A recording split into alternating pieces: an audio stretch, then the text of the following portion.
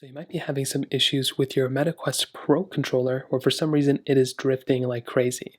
So randomly, maybe some things will just randomly be moving, or it's selecting things randomly, and it seems like the joystick is just being stuck in one position, even though it might look like it's not.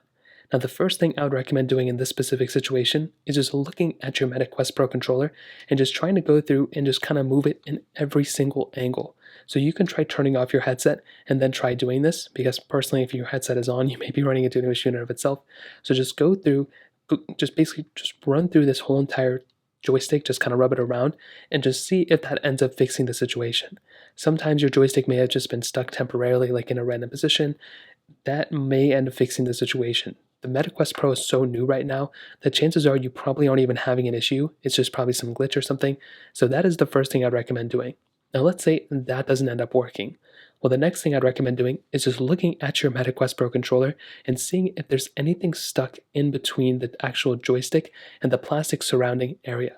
This is another big thing that can probably end up causing some issues as well. So what I would recommend doing here, just going through, maybe getting a cotton swab of some sort and cleaning out the complete size of this specific joystick.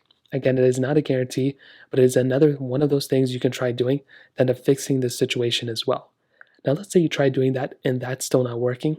Well, the next thing I'd recommend doing if you don't want to take apart your controller is to see if there's an update available for your MetaQuest Pro.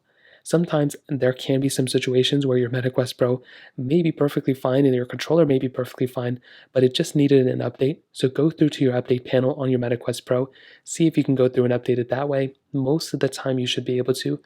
And that may end up fixing the situation too. If that still doesn't work, you may just want to contact Meta and see if you can get basically a return on your specific controller or maybe your complete headset, because chances are if this is faulty, potentially the other controller could be faulty too at some point. So those are basically the main ways to go and fix it.